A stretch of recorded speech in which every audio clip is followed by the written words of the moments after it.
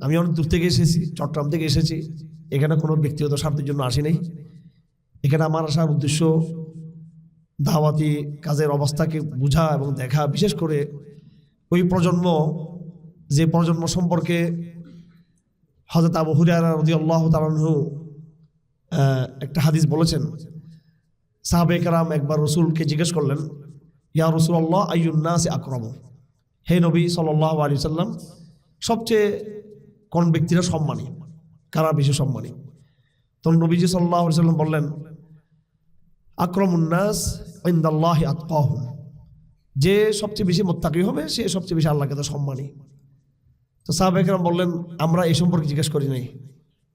মা লাসনা আন হাদা নাসআলুক, আমরা এই সম্পর্কে জিজ্ঞেস করি নাই। তো রাসূল বললেন, তাহলে কি সম্পর্কে জিজ্ঞেস করতেছো? তোমরা কি জিজ্ঞেস করতেছো সম্মানী ব্যক্তি বলতে এই করিম ইবনুল করিম ইবনুল করিম ইবনুল করিম, অর্থাৎ ইউসুফ নবিউল্লাহ ইবনু নবিয়িল্লাহ ইবনে নবিয়িল্লাহ ইবনে খলিলিল্লাহ, ইব্রাহিমের সন্তান ইসহাক, ইসহাকের সন্তান ইয়াকুব, ইয়াকুবের সন্তান ইউসুফ, করিমের সন্তান করিম, করিমের সন্তান করিম, করিমের সন্তান করিম, 4 জেনারেশন। তাকে তোমরা বলতেছো আকরামুন নাস, সম্মানী ব্যক্তি, তার ব্যাপারে বলতেছো? সাহাবায়ে কেরাম বলছেন, আমরা আসলে সেটাও বলতে চাচ্ছি না। তখন রাসূল বুঝলেন যে এরা আসলে অন্য একটা বিষয় নিয়ে তারা প্রশ্ন করতে চাচ্ছে। তখন আমাদের নবীজি নিজ থেকে বললেন, ফাহাল আন মাআদিল আরব তাসআলুনি খিয়ারু ফিল জাহিলিয়াহ খিয়ারু ফিল ইসলাম, তোমরা কি জাহিলিয়াতের যে ধন সম্পদ সম্পর্কে জিজ্ঞেস করতেছো? জাহিলিয়াতের যে বিশাল যে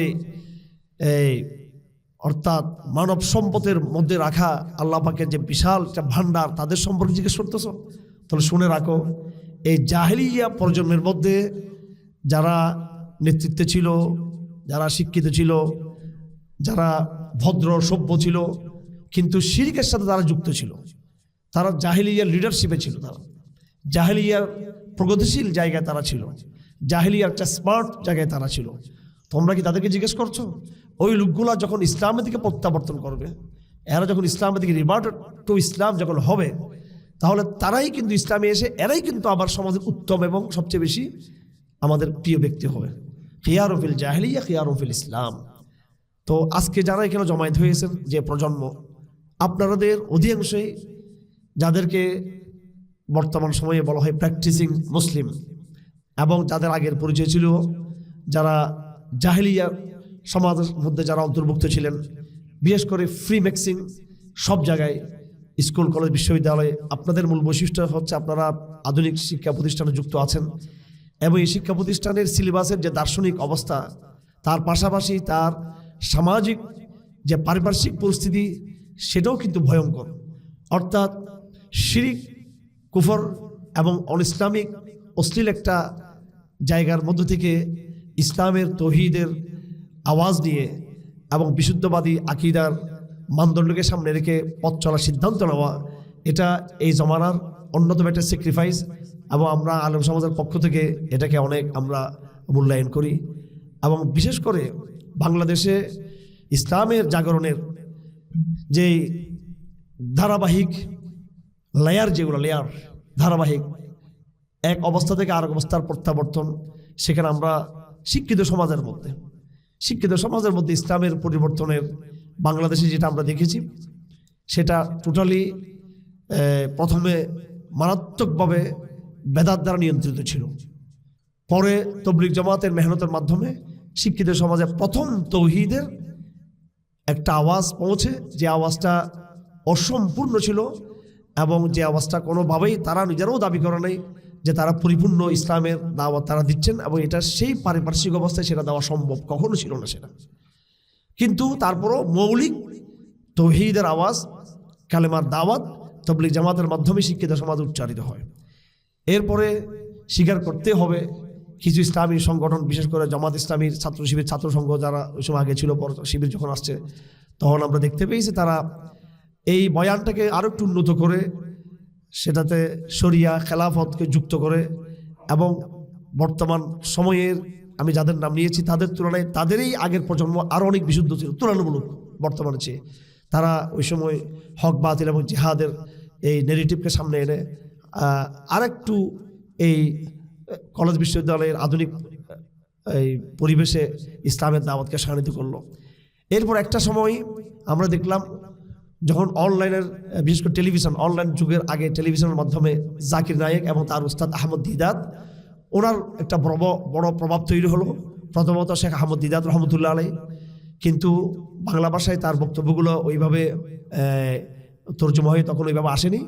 আর তিনি ভারতবর্ষের বাইরে ছিলেন।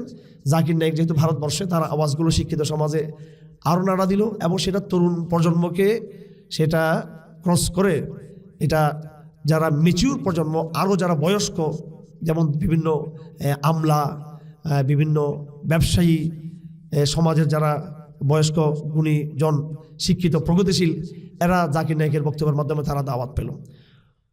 পরবর্তীতে এই শিক্ষিত সমাজের মধ্যে পুনর্জাগরণের একটা ফ্লু তৈরি হয়ে গেল বাংলাদেশে।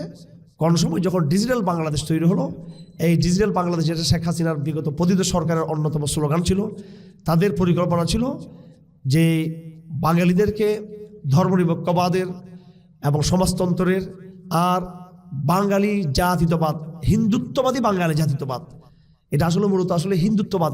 এটা নিয়ে আমার অনেক লেখা আছে। এটা নিয়ে বাঙালি জাতীয় যেটা বলা হয় এটা হিন্দুত্ববাদের একটা প্রকল্প ছিল। আমি অবশ্যই বাঙালি, কিন্তু বাঙালি জাতীয়তাবাদী কেন আমাকে বলতে হবে? আমি বাঙালি, এটা আমি সন্তুষ্ট, কিন্তু আমি বাঙালি এটা আমার সন্তুষ্ট না। আমাকে বাঙালি জাতীয়তাবাদী বলতে হবে, আমাকে আমার বাঙালি জাতীয়তাবাদ। তো এই ধোঁয়াগুলোর মধ্যে এরা যেটাকে তাদের মূল্যবোধ হিসেবে প্রতিষ্ঠা করেছিল, ডিজিটাল বাংলাদেশ সজীব ওয়াজেদ জয়ের ইহুদিবাদী প্রকল্পের মাধ্যমে তারা চেয়েছিল এটাকে আরও স্মার্টভাবে এই পুরো প্রজন্মকে তারা গ্রাস করবে। এবং এর মধ্যে প্রথম আলো পত্রিকার যখন প্রতিষ্ঠা হয়, এরপর থেকে তারা শিক্ষিত সমাজের মধ্যে একটা পাল্টা একটা স্রোত তারা তৈরি করে। এবং এখানে আপনাদেরকে বলে রাখি, আধুনিক শিক্ষিত সমাজের মধ্যে ইসলামী মনন তৈরি হওয়ার ক্ষেত্রে দৈনিক ইনকিলাবের একটা সে সময় ভূমিকা ছিল এবং সাহিত্য সংস্কৃতির একটা ভূমিকা ছিল। আবুল হাসান আলী নদভী রহমতুল্লাহ আলাই তিনি দফায় দফায় তিনি বাংলাদেশে এসেছিলেন, তারও মোটামুটি কিছুটা ভূমিকা এখানে ছিল, তবে সেটা তেমন উল্লেখযোগ্য বলা যাবে না কখনো। পাকিস্তান আমলে যেটা হয়েছিল এবং পরবর্তী ৭৬ সাল থেকে নিয়ে জিয়াউর রহমান আমলাম পরবর্তী সময়ে বাংলা একাডেমি থেকে কিছু বই পুস্তক বের হয়েছিল, খুবই মৌলিক কিছু গ্রন্থ, এবং বাংলাদেশের কিছু প্রথিতযশা সাহিত্যিক বুদ্ধিজীবী, যেমন তার মধ্যে কবি গোলাম মুস্তাফা, তারপর আপনার দেওয়ান মোহাম্মদ আজরাফ এবং ডক্টর আলী আহসান আলী আশরাফ, ওনাদের কিছু আরও এরকম বেশ কিছু বই পুস্তক, সেগুলো কিন্তু বাংলাদেশের সাংস্কৃতিক জগতে একটা মোটামুটি একটা আবহ তৈরি করেছিল। তবে মূল জাগরণের ফ্লুটা তৈরি হয়েছে তবলিগ জমাতের মাধ্যমে, পরবর্তী কিছু ইসলামী সংগঠনের মাধ্যমে, জাকির নায়েকের বক্তব্যের মাধ্যমে। এর পরবর্তী ডিজিটাল বাংলাদেশের পর্ব যখন বাংলাদেশে আসে, এই ডিজিটাল বাংলাদেশের এই যে তাদের যে একটা চক্রান্ত ছিল ইসলামের বিরুদ্ধে, ইসলামকে নির্মূল করার চূড়ান্ত পর্যায়ে, তখন আল্লাহ পাক সুবহানাহু ওয়া তাআলা কোরআন কারীমের তার যে অমোঘ বিধান, ওয়ামাকারু ওয়ামাকারাল্লাহ ওয়াল্লাহু খায়রুল মাকিরিন, ওয়ামাকারু মাকরান ওয়ামাকারনা মাকরা, বিভিন্ন আয়াত আছে কোরআন শরীফ মাকার সম্পর্কে। বাতিলদের প্রত্যেকটা পরিকল্পনা আল্লাহ পাকের কাউন্টার পরিকল্পনা দ্বারা প্রতিহত হয় সব সময়। তো তাদের একটা পরিকল্পনা ছিল সাংস্কৃতিক পরিকল্পনা, ডিজিটাল বাংলাদেশ।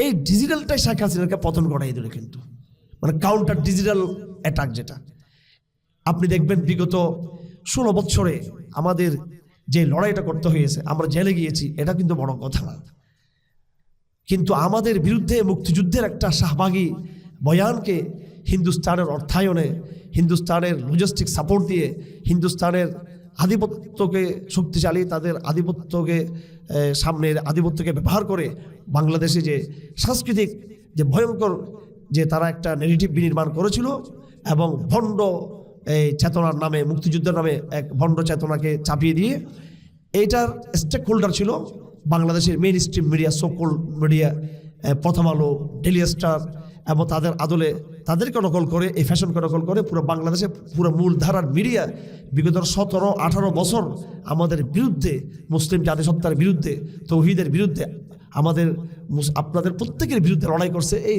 সাংস্কৃতিক এই প্রতিষ্ঠানগুলো, বিশেষ করে মিডিয়া। তো এই প্রতিষ্ঠানগুলোর কাউন্টারের জন্য ওরা যেটা ডিজিটাল বাংলাদেশ বিনির্মাণ করলো, এই ডিজিটাল পয়েন্টের ভিতর দিয়েই আপনার ইসলামের জাগরণ শুরু হলো এবং এই জাগরণে গৃতাহুতি লেগেছে, সেখানে আগুন ধরেছে, সেখানে পেট্রোল পড়েছে। যখন কিছু ব্লগার 2010 সাল থেকে আমরা এদেরকে নজর রাখছি, আমি 9 সালে আমার নজর 9 সালের শেষের দিকে একদম বিশেষ করে 10 সালের পুরোপুরি সময়টা, তখন হেফাজত ইসলামও জাগে নেই এই বিষয়টা নিয়ে, এবং আমাদের যারা ইসলামিক ব্লগার তারাও লেখালেখি শুরু করে নেই। সাথে রসুলদের বিরুদ্ধে যারা সর্বোচ্চ সিদ্ধান্ত যারা নিয়েছে আমাদের সেই আল্লাহর দিনের শারদুল্লাহ, তারাও কিন্তু তখন বুঝতে পারে নাই, কিন্তু বিষয়টা কিন্তু আমাদের নজরে এসেছে 2010 সালেই। আমরা দেখতেছি যে ওই মুক্তিযুদ্ধের যে গলত বয়ান বা বাঙালি জাতীয়তাবাদের যে বয়ান, এগুলোকে ছাড়িয়ে এগুলোকে ক্রস করে একবার ডাইরেক্ট মহানবী সাল্লাল্লাহু আলাইহি ইসলামের পবিত্র সত্তা নিয়ে, চরিত্র নিয়ে, আমাদের উম্মাহাতুল মুমিনিনদের ব্যক্তিত্ব নিয়ে, তাদের শারীরিক কাঠামো নিয়ে, তাদের কার শরীর কেমন ছিল নাউজুবিল্লাহ, এইভাবে তারা পিকচার সহ নানা রকমের কুৎসিত বয়ান দিয়ে, কাহিনী দিয়ে এরা বাজারজাত করতে লাগলো। 2010 সাল থেকে এটা শুরু হয়েছে এবং 2011-12 সালে এসে আমেরিকাতে যখন একটা চলচ্চিত্র নির্মাণ হয়, এর নাম ছিল ইনোসেন্স অফ মুসলিমস, এর বিরুদ্ধে হেফাজত ইসলাম সহ বিভিন্ন সংগঠন যখন রাজপথে নামলো, আমি অনেকগুলো কাগজপত্র সাথে নিয়ে ওলামা ইকরামদেরকে বললাম। আহমদ শফি রহমতুল্লাহ আলাইহি তখন ছিলেন বৃষ্টি ভেজা বিশাল সমাবেশে লালদিঘিতে, আমাদের লাখ লাখ মানুষের সমাবেশ। তখন আমি বললাম যে আমরা হাজার হাজার মাইল দূরে আমেরিকার একটা ইসলাম বিদ্বেষী কটূক্তির যে চলচ্চিত্র, তার বিরুদ্ধে আমরা কথা বলতেছি, অথচ আমাদের দেশেই কিন্তু এই সমস্ত নাস্তিকরা তার চেয়ে আরও দ্বিগুণ বেয়াদবি করে যাচ্ছে আমাদের নবীজির সাথে, এবং সেই সময় গোয়েন্দা সংস্থার হাতে আমি এগুলো তুলে দিয়েছি এইগুলো। তো এই তাদের বেয়াদবি, এটা দৃশ্যত আমাদের জন্য একটা বড় অকল্যাণকর এবং অত্যন্ত অপ্রত্যাশিত এবং হতাশজনক একটা ব্যাপার ছিল।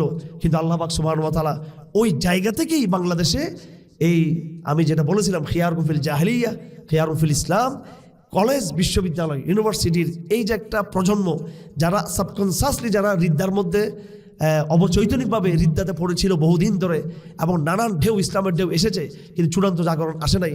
সেই 2012-13 সালে নাস্তিক্যবাদের আস্ফলনের জবাবে যখন নাকি হেফাজত ইসলাম যখন মাঠে গর্জন দিল, এটা ছিল একটা মধ্যবিত্ত বা নিম্ন মধ্যবিত্ত একটা মুভমেন্ট, কিন্তু নিরহ মুভমেন্ট, এবং সেটা প্রান্তিক জনগণকে সাথে নিয়ে, এটা অতটা বুদ্ধিভিত্তিক ছিল না, কিন্তু তার মধ্যে একটা সানিত বক্তব্য ছিল, একটা স্পষ্টবাদের বক্তব্য ছিল। এইটা এত বড় আঘাত করেছে শাহবাগীদের উগ্রতাকে। এটা দেখে তরুণ প্রজন্মের মধ্যে কিন্তু একটা ভালো প্রভাব তৈরি হয়েছে, এবং তারা প্রথম দেখতে পেল যে ইসলাম বাংলাদেশে আওয়ামী লীগের আমলে রাজনৈতিকভাবে পরাজিত হলেও সামাজিকভাবে ইসলাম এক মহা অপ্রতিরোধ্য শক্তি। একথা আমাদের তরুণ প্রজন্মের ছেলেরা, মেয়েরা বিশ্ববিদ্যালয়ে তারা দেখতে পেয়েছে। এবং ওই সময়ে আরও ঘটনা ঘটে, তার আরেকটু আগে, সেটা হলো এই শাহবাগী এই বেয়াদবিগুলোর বিরুদ্ধে এবং নবীর বিরুদ্ধে কটূক্তির বিরুদ্ধে আমাদের ভাইয়েরা, কলমের মুজাহিদরা, তারা এটার কাউন্টার করতে লাগলো।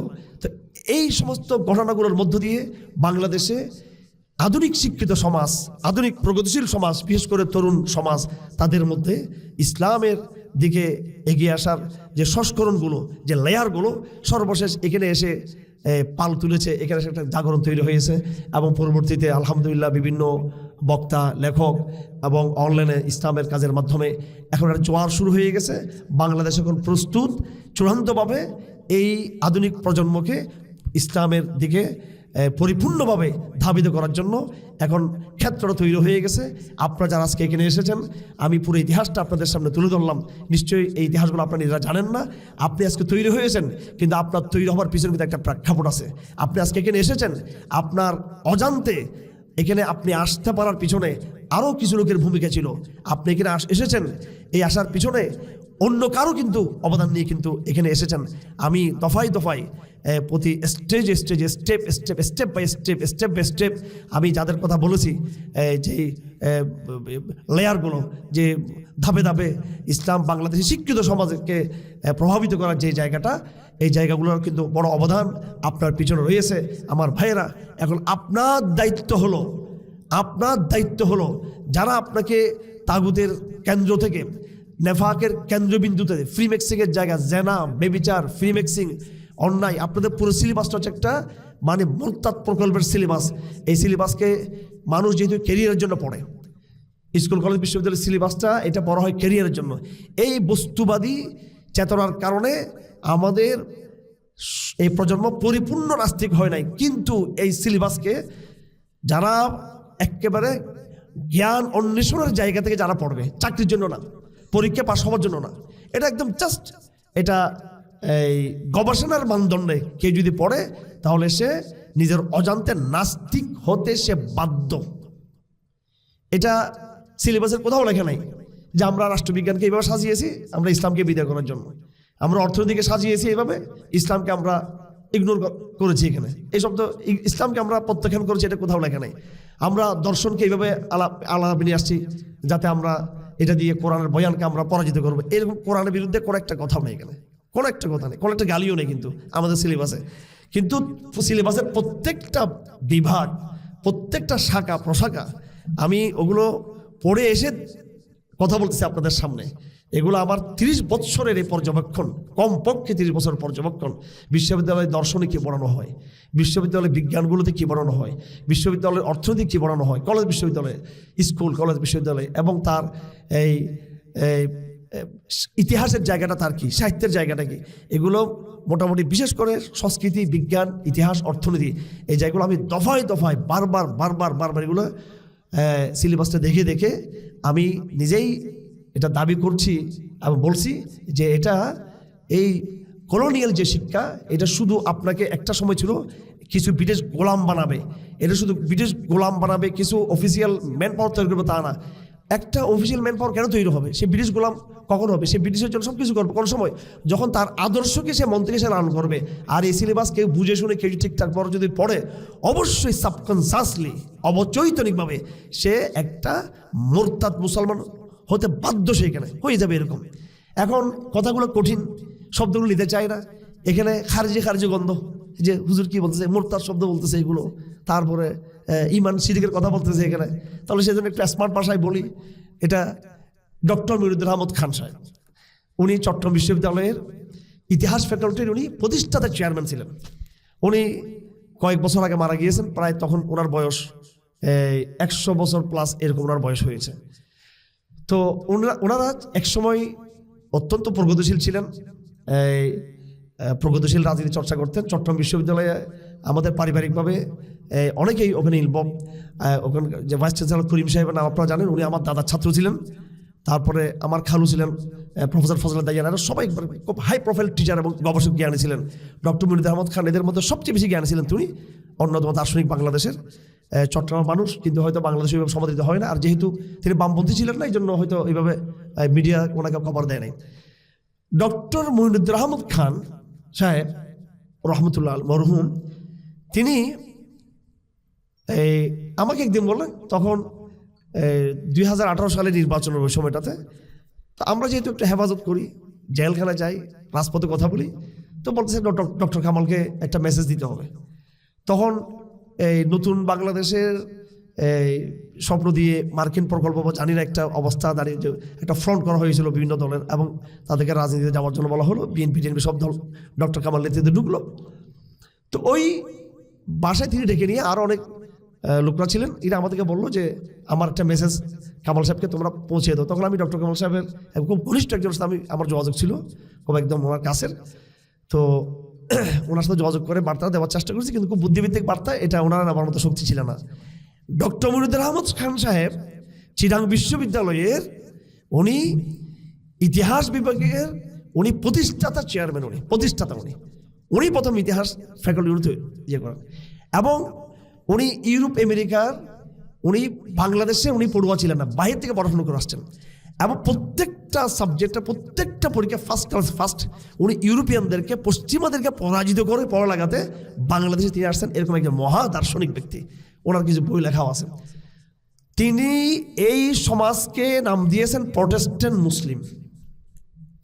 এই আওয়ামী লীগের মুসলমানরা, বিএনপির মুসলমানরা, প্রগতিশীল মুসলমানরা, সাংস্কৃতিক মুসলমানরা, এবং এই যে প্রজন্ম যারা শরিয়া চায় না, যারা সেকুলারিজমের কথা বলে, জাতীয়তাবাদের কথা বলে, এবং বিদেশি আধিপত্যের সাথে যারা আপোষ করে চলে, ইসলামী সংস্কৃতির মধ্যে যারা জঙ্গিবাদের গন্ধ পায়, টোটালি এই যে একটা পরিবর্তন হয়ে গেল এদের মধ্যে। উনি নাম দিয়েছেন প্রটেস্ট্যান্ট মুসলিম। এবং আপনারা জানেন অবশ্যই প্রটেস্ট্যান্ট শব্দটা আপনাদের অনেকের জানা আছে। এরা ক্যাথলিক যেটা মূলধারা ছিল, এই খ্রিস্টান মূলধারার কে নস্যাৎ করে এর ভিতরে আরেকটা স্রোত তৈরি করলো ইহুদিরা, এবং সেখানে তারা নাস্তিক্যবাদ সেখানে ঢুকালো, বস্তুবাদ তারা ঢুকালো। ক্যাথলিকদের যে ধর্মীয় যে আবহ সেটা কিন্তু এই এদের মধ্যে ছিল না, প্রটেস্ট্যান্টদের মধ্যে। তারা শিক্ষা দীক্ষার ক্ষেত্রে তো ইঞ্জিলের কিছুটা হলো শিরিকযুক্ত শিক্ষা থাকলো, সেখানে কিছুটা ধর্মীয় সেখানে আচরণগত কিছু ব্যাপার স্যাপার ছিল, সেখানে প্রথাগত ট্র্যাডিশনাল যে খ্রিস্টানিজম, যেটা এই ট্র্যাডিশনাল খ্রিস্টানিজম থেকে বের হয়ে এটাকে অনেক আধুনিক ইয়ের সাথে সেটাকে যুক্ত করা হলো। এবং রাজনৈতিক কনস্পাইরেসি চক্রান্ত যেটা ছিল সেটা হচ্ছে ইহুদিবাদী রাষ্ট্র প্রতিষ্ঠার জন্য এরাই কিন্তু কাজ করেছিল প্রটেস্ট্যান্টরা। এই জন্য আপনারা জানেন যে আমেরিকা হলো ক্যাথলিক কোনো খ্রিস্টান নয়, এটা হলো একটা প্রটেস্ট্যান্ট খ্রিস্টানরা হলো ইহুদিবাদের কিন্তু আরেকটা শাখা, এবং ইসরায়েলকে টিকিয়ে রাখছে কিন্তু এই প্রটেস্ট্যান্ট খ্রিস্টানরাই টিকিয়ে রাখছে। আমার ভাইরা, আমাদের এই সমাজের মুসলিমরা আমরা কারা? আধুনিক সমাজের আমি বক্তব্য শুরু করেছি খিয়ারকুম ফিল জাহিলিয়া খিয়ারকুম ফিল ইসলাম। আমার এই অডিয়েন্সকে যারা এখানে আছেন, আমি এটাকে তবলিগ জমাতে যে অডিয়েন্স থাকে টঙ্গীর ময়দানে, ওই অডিয়েন্স এটাকে আমি মনে করতেছি না। এটা হেফাজত ইসলামেরও কিন্তু অডিয়েন্স এটা না। এটা আমার মনে হয় সম্ভবত যতটুকু আমি আস্তে আস্তে দেখলাম এটা হলো আপনার আধুনিক শিক্ষিত ভাইদের একটা অডিয়েন্স। সুতরাং আপনারা সমাজের এই মধ্যবিত্ত, নিম্ন মধ্যবিত্ত, মধ্যবিত্ত, উচ্চ মধ্যবিত্ত, মানে মোটামুটি মধ্যবিত্ত এই যে জায়গাটা, এবং এই জায়গাটাতেই বাংলাদেশে পরিবর্তনটা হয়েছে, ইসলামের দিকে উন্নতিটা হয়েছে, এবং তার একটা পুরো ঐতিহাসিক ধারাবাহিকতা আমি আপনাদের সামনে তুলে ধরেছি। মোটামুটি এখানে আরও অবদান আছে, কিন্তু আমি মোটামুটি আমারটা তুলে ধরার চেষ্টা করেছি। এই সমাজ এখনো পুরোপুরি পরিবর্তন হয়ে যায়নি, অবস্থার উন্নতি হয়েছে। বলা হচ্ছে যে রুগীর অবস্থা উন্নতির দিকে, তার মানে তিনি মেডিকেল থেকে রিলিজ পাওয়ার মতো এখনো যোগ্য হন নাই। এখন এই রোগাক্রান্ত জাহেলিয়া সমাজ, যেটাকে আমি নাম দিয়েছি সাবকনসাসলি মুরতাদ সমাজ, সাবকনসাসলি এটা যুক্ত করছে। আবার এটা জিএমবির ভাষায় কিন্তু আবার ডাইরেক্ট মুরতাদ বলিনি, কিন্তু আবার ওরা তো ডাইরেক্ট বলে আবার ডাইরেক্ট অ্যাকশন, ওইটা একটা।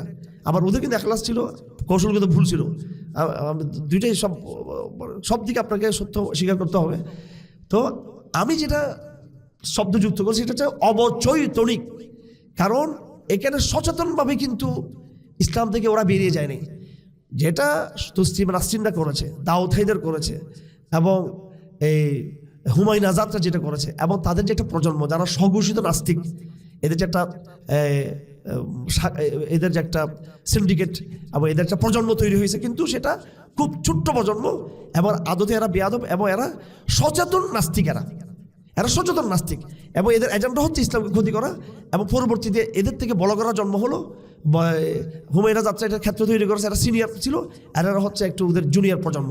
তো এই পুরো প্রজন্ম এরা স্বঘোষিত নাস্তিক, স্বঘোষিত বেয়াদব, এবং এদের এজেন্ডাটা হলো ইসলামকে নির্মূল করা, এবং সর্বশেষ তারা ইহুদিবাদী আন্তর্জাতিক প্রকল্পের সাথে তারা যুক্ত হয়ে বাংলাদেশকে রাজনীতিভাবে তারা ধ্বংস করার জন্য তারা কাজ করে যাচ্ছে। কিন্তু এর বাইরে অন্য প্রজন্ম, এরা হচ্ছে সংশয়বাদী প্রজন্ম, এদের মনে সংশয়, এরা ইসলামের মধ্যে এদের আস্থা নাই। এই আস্থা না থাকাটা, এই জাহেলিয়াটা, এটা অবচৈতনিকভাবে তাদের মধ্যে সৃষ্টি হয়েছে, এই শিক্ষা ব্যবস্থার ভিতর দিয়ে হয়েছে সেটা। তো এই প্রজন্মকে নিয়ে কাজ করা যাবে, কারণ এরা সচেতনভাবে তারা কিন্তু এই নষ্টামিকে তারা গ্রহণ করে নেই। তো এই সমাজটা হচ্ছে মৌলিক একটা সমাজ বাংলাদেশে, এই সমাজের অবস্থার উন্নীত হয়েছে। আপনি দেখবেন এর আগে কি হলো, ভাষা বিপ্লব হলো, ভাষার জন্য যারা আন্দোলন করলো, 52তে ভাষার আন্দোলন করলো, আন্দোলন করেই 2-3টা লোক মারা গেল। এবং আমি একজন বড় এই ভাষা আন্দোলনের নায়ক ডক্টর কাজীউদ্দিন মোহাম্মদ, আমি ওটা মরহুম, এগুলোর নামও কেউ জানে না। ডক্টর কাজীউদ্দিন মোহাম্মদ ভাষা আন্দোলনের ছিল, সাংগঠনিক তাদের ভূমিকা ছিল। তামাদ্দুল মজলিস, কেউ নামও জানে না। তামাদ্দুল মজলিসের যারা দায়িত্ব ছিলেন, এদের নামগত কিন্তু ভাষা আন্দোলন কিন্তু যুক্ত করা হয় না, এটা আন্দোলনকে চুরি করে নিল অন্যরা। তো 2-3টা লোক মারা গেল, এবং এই 2-3টা লোক কিন্তু ফাইটার ছিল না, তার ঘটনাচক্র সেখানে মারা গিয়েছে। তো তখনকার আন্দোলনের যে চরিত্রটা দেখেন, এই আন্দোলনটা সাকসেসফুল হয়েই ঠাস ঠাস তারা মূর্তি বানাই দিল এবং শহীদ মিনার নামে সমগ্র বাংলাদেশে প্রত্যেকটা স্কুলে কলেজে সব জায়গায় একটা পৌত্তলিক, যেটাই যে বলে আমি হয়তো এই জায়গায় বলাটা কথাটা হয়তো অনেকে এটা নিতে পারবেন না, এবং আমারও হয়তো নিরাপত্তা বা অনেকে এটাই মনে করতে পারেন, কিন্তু আমি আমার জায়গা থেকে, স্পষ্টবাদীদের জায়গা থেকে বলতে চাই যে এই যে একটা নিশানা তৈরি হয়ে গেল, এবং শহীদ মিনার এই সম্পর্কে আবুল মনসুর বলেছে, আমি রেফারেন্স দিয়ে বলতেছি, যারা আমাদেরকে হয়তো একটু ভাবেন যে একটু উগ্রবাদী টাইপের, ভাই আমরা উগ্রবাদীরা আমরা পড়ালেখা করি আমরা, তো তো আবুল মনসুর কি উগ্রবাদী ছিল? আবুল মনসুর কি আমার দাদা ছিল? আবুল মনসুর তার বই লিখেছেন মিনার নয় চাতল, মিনার নয়, কিন্তু মিনারের ইয়ে তো এখানে নাই। তো যাই হোক, এই যে একটা জায়গা যেখানে দাঁড়ালো, এটা আমি যা, এগুলো একাডেমিক ডিসকাশন, এগুলো কেউ অন্যভাবে নেবেন না, এখানে যারা স্থানীয় যারা আছেন একাডেমিক ডিসকাশন জায়গা থেকে বলতেছি। একটা সেই সময় ওইটা 52 আন্দোলনটা ছাত্রদের আন্দোলন ছিল, কি করলো তারা একটা সাংস্কৃতিক একটা পত্তলিকা তারা তৈরি করে ফেললো, অথচ একটা অধিকারের বিষয় ছিল, পাকিস্তানের ভাষার অধিকার কেটে নিল, এটা জাস্ট একটা অধিকারের বিষয়, এটা একটা এই সম্পূর্ণ একটা মানবিক একটা দাবি, সেখানে কিন্তু একটা সাংস্কৃতিক একটা ইয়ে তৈরি করে এখানেও কিন্তু শিরিককে যুক্ত করে দিল। এখানে 71 আসলো, সেটা ছিল আবার রাজনৈতিক সংগ্রাম, এটা তো ওরা সামনে চলে আসলো, এসে এসে সেখানে ধর্মনিরপেক্ষবাদকে তারা সামনে নিয়ে আসলো। এবারের আন্দোলনটা কিন্তু স্বৈরাচার বিরোধী আন্দোলন ছিল, কিন্তু দেখেন চরিত্রের বদল কেন হয়েছে এমন, এটা প্রজন্ম এটা গ্রোথ করতেছে ইসলামের দিকে, সঠিক চেতনার দিকে, এটা শাহবাগিজম, এটা হেফাজত ইসলামের হাতে পরাজিত হয়ে গেছে, এটা রাজনৈতিকভাবে মাঠে মেরে খেয়েছে, এটা এই যে ফিজিক্যাল মেরে খেয়েছে হেফাজতের কাছে, আর তাত্ত্বিকভাবে মেরে খেয়েছে আপনাদের হাতে, যারা তৌহিদবাদী জেনারেল প্রজন্ম, এদের হাতে এরা তাত্ত্বিকভাবে পরাজিত হয়ে গেছে। এবং এই সোশ্যাল মিডিয়া যারা ইসলামিক ছিল, এই সোশ্যাল মিডিয়া এই যে মেইন স্ট্রিম মিডিয়া, এদেরকে আরেকটা মিডিয়া তাদেরকে পরাজিত করতে পারে নাই, প্রথম আলোকে আরেকটা ইসলামিক প্রথম আলো এসে দমাইতে পারে নাই, ডেইলি স্টারকে আরেকটা কাউন্টার ইসলামিক ডেইলি স্টার এসে কাউন্টার করতে পারে নাই, বরং সোশ্যাল শক্তির কাছে তারা কিন্তু পরাজিত হয়ে গেল। কিন্তু আজকে প্রথম আলো নেগেটিভ কোনো কাজ নেই, প্রজন্ম বেরিয়ে আসছে যারা স্বৈরাচারের বিরুদ্ধে, ভারতের বিরুদ্ধে, আধিপত্যবাদের বিরুদ্ধে, এবং তারা কোনোভাবেই কারো মুখে ধর্মনিরপেক্ষবাদ তারা কিন্তু ইয়ে করতেছে না। তাহলে এই যে প্রজন্মের যে উন্নতি, যে এই প্রজন্ম ঢাকা বিশ্ববিদ্যালয়ে আন্দোলন করেছিল 52-তে, ভাষার জন্য সাংস্কৃতিক লড়াই করেছিল, এই প্রজন্ম একত্রে লড়াই করেছিল রাজনৈতিকভাবে, এবং তারা এই দুটো লড়াইয়ের মধ্যে তারা তাদের পরবর্তীতে সেখানে তাদের সেকুলার বয়ানকে তারা হাজির করেছে, সেকুলার নেগেটিভকে হাজির করেছে, তাদের সংগ্রামকে তারা একটা ধর্মনিরপেক্ষ চরিত্র তারা দিয়েছে, চেহারা দিয়েছে, তারা অবয়ব দিয়েছে, একটা বস্তুবাদী এবং এই হিন্দুত্ববাদী একটা এখানে ফ্লেভার এখানে তারা দিয়েছেন। কিন্তু এই প্রজন্মের ধারাবাহিকতায় যখন আমরা 24-এর আন্দোলন দেখলাম, এই আন্দোলন মোটেও ইসলাম বিপ্লব ছিল না, কিন্তু এটা আবার কিন্তু সেকুলার বিপ্লবও কিন্তু ছিল না। এবং সর্বশেষ ওরা যখন নাকি সংবিধান সংস্কার কমিশন প্রস্তাব দিল, সেখানে তারা এই ধর্মনিরপেক্ষবাদ শব্দটাকে তারা বিলুপ্ত করে সে বহুত্ববাদ শব্দকে নিয়ে আসলো। তো এটা হচ্ছে অবস্থার একটা ইতিবাচক পরিবর্তন। কিন্তু আপনারা জানেন, আমি আগে আমরা কুমিরের সাথে লড়াই করছি, কুমিরের সাথে আমরা লড়াই করছি খালের মধ্যে, কুমির থেকে পার হয়ে আমরা মনে করছি যে এবার তো কুমির আমাকে ধরতে পারবো না, কিন্তু দেখি যে জঙ্গলের মধ্যে কিন্তু ওখানে বাঘবার লোক বসে আছে, কিন্তু ওখানে এই হচ্ছে আমাদের বাংলাদেশের বর্তমানকে। আমি রাসূলুল্লাহ সাল্লাল্লাহু আলাইহি ওয়াসাল্লাম হাদিসটা বলেছি যে খেয়ারকুম ফিল জাহলিয়া খেয়ারকুম ফিল ইসলাম, এই সমাজটা যদি ঠিক হয়ে যায়, যারা ভদ্র, স্মার্ট, শিক্ষিত, বুঝে, রিয়েলাইজেশন আছে তাদের মধ্যে, সামাজিক তারা মূলধারা, এরা ওদের এই ভদ্রতা নিয়ে, ওদের এই সভ্যতা নিয়ে, ওদের ন্যাচারাল তাদের এই তাদের অবস্থানটা নিয়ে যদি তারা যদি ইসলামের দিকে পরিপূর্ণ যদি প্রত্যাবর্তন করে, তাহলে তারাই যেমন জাহেলিয়াতের মধ্যে যেমন তাদের লিডারশিপ ছিল, তারা যেমন একটা প্রগতিশীল হিসেবে তারা যেমন স্বীকৃতি পেয়েছে, ইসলামে আসার পরেও এই শ্রেণীটা কিন্তু তারা আবার লিডারশিপের জায়গায় তারা কিন্তু থাকবে। সুতরাং আগামী দিনের বাংলাদেশ বিনির্মাণ, আগামী দিন উপমহাদেশের বিনির্মাণ, আগামী দিনের বিশ্ব বিনির্মাণ, এই লড়াইয়ে আপনাদেরকে যুক্ত হতে হবে। আপনাদেরকে আমরা যারা আলেম ওলামা আছি, আমরা আপনাদেরকে আধ্যাত্মিক সাপোর্টটা দিব, আমরা আপনাদের ইলমি সাপোর্টটা আপনাদেরকে দিব, এবং ওলামায়ে কেরাম ইমামের জায়গায় থাকবে। আপনারা কাতারগুলোকে সোজা করে দিবেন, জনগণকে এই কাতারে আপনারা কাতারবদ্ধ করবেন, আপনারা এই চেতনাকে সর্বদা ছড়িয়ে দিবেন। এই লড়াই আজকে আপনার, এই সংগ্রাম কিন্তু আপনার, এই দায়িত্ব কিন্তু আপনার। এই দায়িত্ব বহুদিন ওলামায়ে কেরাম ইসলামকে বুকে ধারণ করেছিল। এরা এই সমাজের নিম্ন মধ্যবিত্ত এই শ্রেণী ইসলামকে বুকে ধারণ করে রেখেছিল। এখন বাকি কাজটুকু আপনাকে এগিয়ে নিতে হবে ইসলামের জন্য।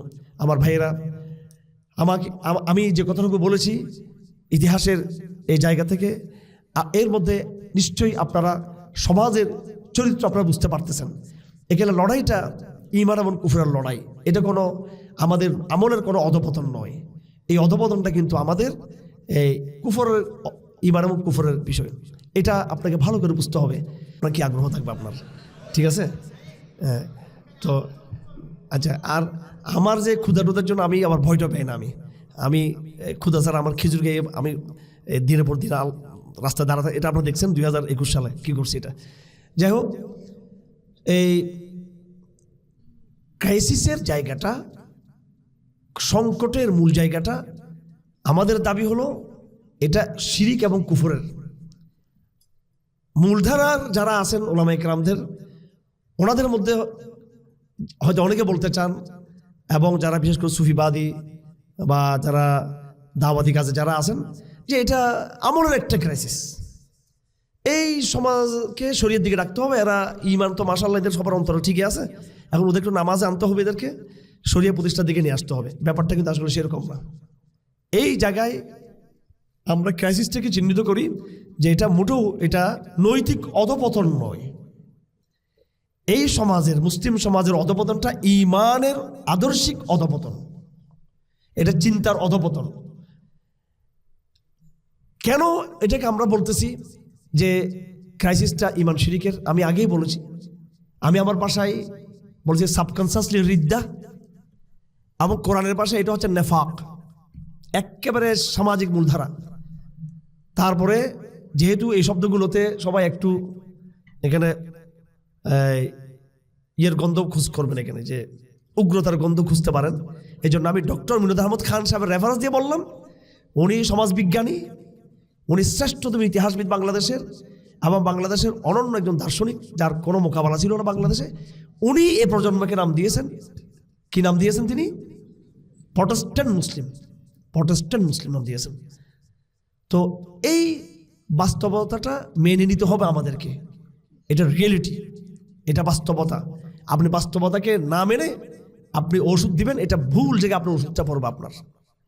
এখন আপনার আজকে বুঝে আসলো, কালকে কিন্তু আপনার বুঝে আসবে। এটা অত্যন্ত দুঃখের সাথে বলতে হচ্ছে যে ইসলামিক দল যারা রাজনীতি চর্চা করে একটা গণতন্ত্রভাবে যারা পরিবর্তন আনতে চান, ওনাদের যারা গুরু যারা ছিলেন, ওনাদের যারা গুরু ছিলেন ভারতবর্ষে, ওনাদের দলের যারা প্রতিষ্ঠাতা ছিলেন, এবং ভারতবর্ষে, পাকিস্তানে, মিশরে, তাদের বয়ানটা কি? ওনারা কি বলেছেন? ওনাদের বয়ানটা কি? পাকিস্তানে যখন ওলামায়ে কেরাম সবাই একসাথে ঐক্যবদ্ধ হয়ে সেই সময় সরকারকে 22 দফা দাবি দিল ইসলামাইজেশনের, তখন জামাত ইসলামীর আমির মাওলানা মওদুদী এর বিরোধিতা করেছিলেন যে মোরতাদদের কাছে কিসের দাবি, মুনাফিকদের, এরা তো ইমানে নেই এদের। দেখেন আজকে কোথায় চলে আসছেন আপনারা। এটা জাস্ট আমি একদম ডিসকাশনের জায়গা থেকে বলতেছি, এখানে আমি কোনো পরিকল্পনা নিয়ে আসিনি। এখানে আপনারা কেউ নবামে নেবেন না বিষয়টা। আমি যখন দায়ী যা বলি স্পষ্ট বলি, এখানে আমার ভুল হতে পারে, সেটা আপনারা ইয়ে করবেন। তো কেন এরকম হয়ে গেল, কোথায় নেমে গেছি আমরা? সেখানে ওলামায়ে কেরামকে ওনাকে বোঝাতে অনেক কষ্ট হয়েছিল, এবং এই বয়ানটা উনি দিয়ে এটা কিন্তু বেশি একটা ভুল করার নাই। এবং যেটা আজকে আমরা যদি দেখি মুসলিম বিশ্বের চরিত্র আমরা দেখতেছি কি অবস্থা, তাদের আচরণ মুসলমানদের সম্পর্কে, প্রতিবেশী রাষ্ট্র সম্পর্কে মুসলিম দেশগুলোর কি আচরণ, পাকিস্তান কি আচরণ তার প্রতিবেশীদের করতেছে, আর সৌদি আরব, মিশর, জর্দান, অন্য রাষ্ট্রগুলো প্রতিবেশী ফিলিস্তিন, হামাসের ভাইদের ব্যাপারে কি আচরণ করতেছে, এখান থেকে মুসলিম বিশ্বের চরিত্র স্পষ্ট। আমরা এটা সলিউশনে কোনো কঠিন প্রকল্প আনতেছি না, এই সলিউশনটাকে আমরা দাওয়ার ভাষায় ফাংশন করতে বলতেছি আমরা। কেন? যেহেতু এখানে সাবকনসিয়াসলি রিদ্দাটা আসছে, এখানে সচেতনভাবে যে আল্লাহ রসুলকে গালি দিবে, সচেতনভাবে যে মুরতাদ হবে এবং সে এটা নিয়ে প্রকাশ্য ষড়যন্ত্র করবে, তার বিধানটা কিন্তু পরিষ্কার ভিন্ন। কিন্তু এবং এরা সমাজের খুবই ছোট্ট শ্রেণী, এবং তাদের সলিউশনটা ভিন্ন, এগুলো আপনারা বুঝেন ভালো করে। কিন্তু যেটা সাধারণ রোগ, যেটা অবচৈতনিক যে রিদ্দা, অবচৈতনিক যে নেফাক, যেটা অবচৈতনিকভাবে গণহারে যে ইসলাম থেকে চলে যাওয়া, সংশয়বাদের জায়গা থেকে, এই সংশয়বাদের জায়গা থেকে, এটার এই লড়াইটা কিন্তু দাওয়াতের লড়াই। কিন্তু এটা না সশস্ত্র লড়াই, না এটা রাজনৈতিক লড়াই, এটা সশস্ত্র লড়াই এই জন্য নয় যেহেতু এটার গোড়া কিন্তু অনেক গভীরে। কিন্তু এটা এইরকম একটা কনফিউজড মুসলিম এই জেনারেশন তৈরি হলো, কনফিউজড, অ্যাগনস্টিক বা সংশয়বাদী একটা প্রজন্ম তৈরি হয়ে গেল। এটা তার পিছনে এই শিক্ষা ব্যবস্থার বিশাল একটা কিন্তু ভূমিকা আছে। তো যাই, ওখানে আপনাকে হাত দিতে হবে। তার পিছনে রাষ্ট্রের একটা ভূমিকা আছে। এই পুরো কাঠামোটাকে ধরে রাখার জন্য, সোশিও পলিটিক্যাল কাঠামোকে ধরে রাখার জন্য পিছনে কিন্তু আন্তর্জাতিক এই ইহুদিবাদী, খ্রিস্টানবাদী, সেকুলার শক্তিগুলো, তাদের যে গ্লোবাল শক্তি, পরাশক্তিগুলো, এটাকে আবার টিকিয়ে রাখছে। কিন্তু কথা ঠিক না বেঠিক? তারাই কিন্তু মুসলিম দেশে মানবাধিকারের কথাগুলো বলতেছে।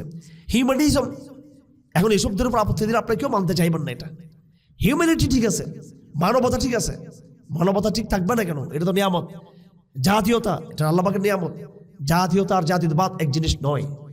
জাতীয়তাকে দর্শনের জায়গায় নিয়ে এটাকে একটা এই পুরোহিত্য আরোপ করা, আল্লাহর জায়গায় মোকাবেলা করা, এটা জাতীয়তাবাদ।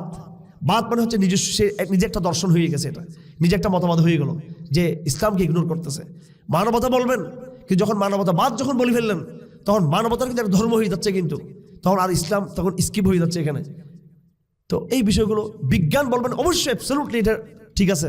বিজ্ঞান, কোরআন নিজেই তো বিজ্ঞানের শত শত আয়াত, আমাদের চেয়ে বিজ্ঞান আয়াত কোরআনে অনেক বেশি।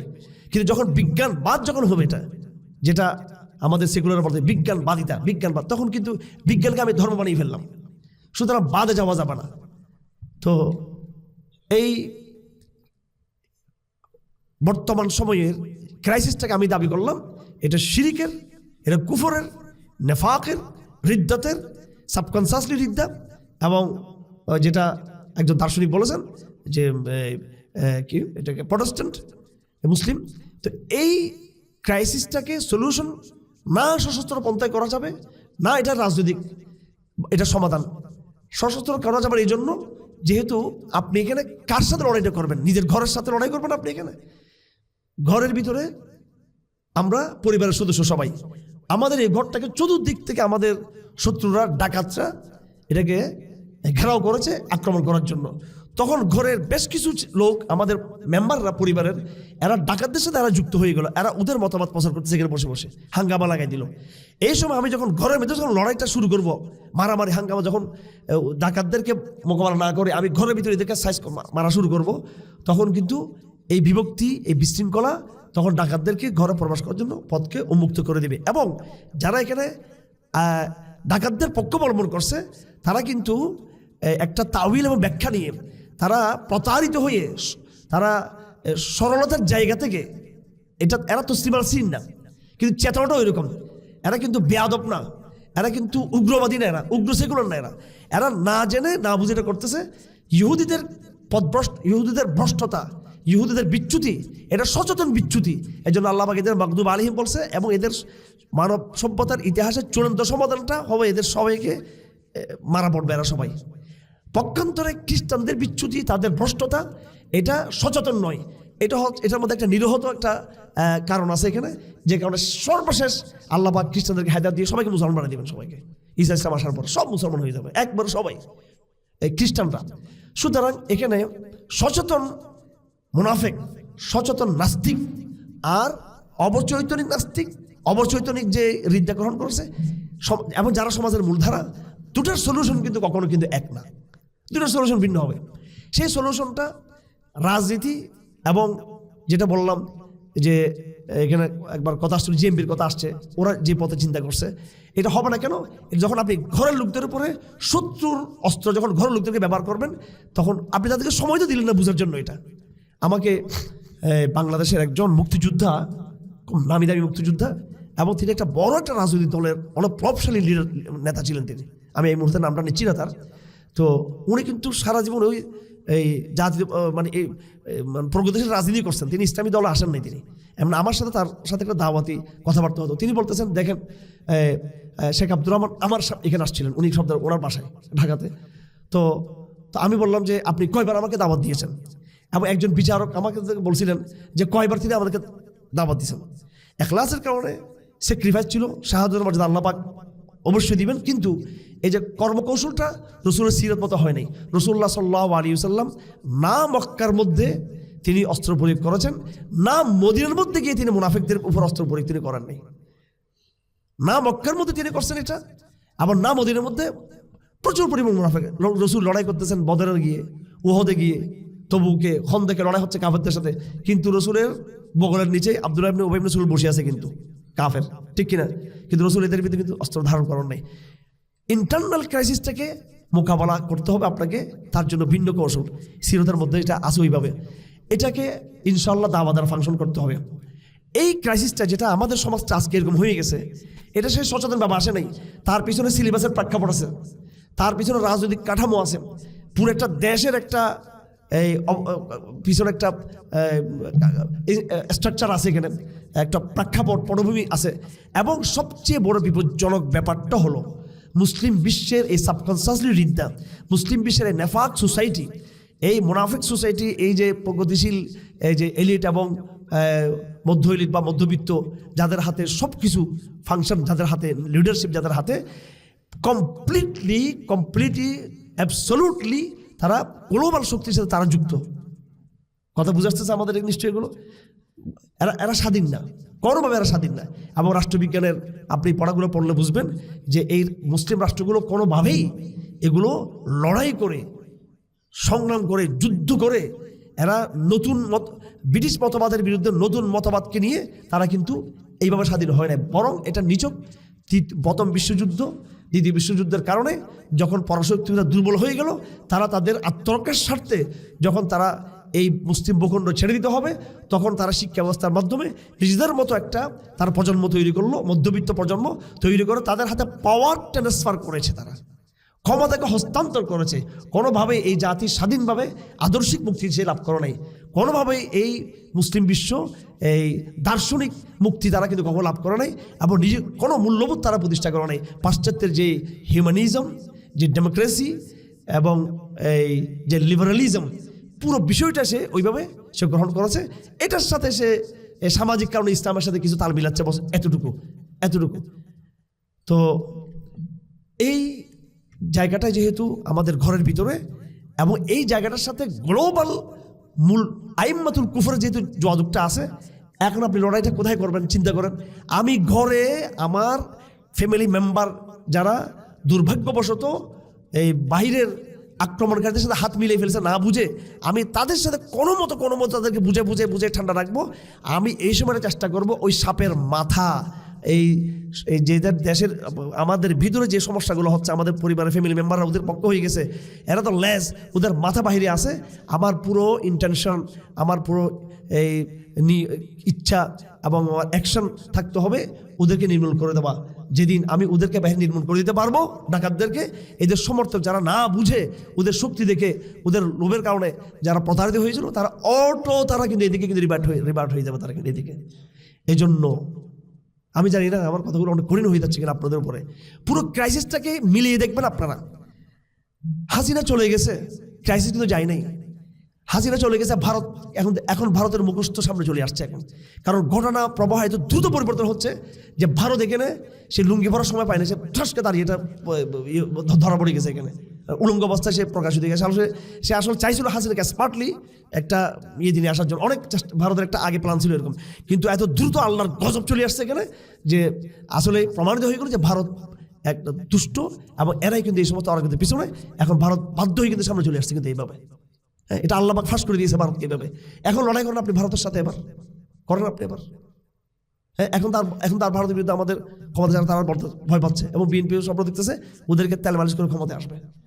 এটা এগুলো কোনো স্বপ্ন দেখতেছে এটা।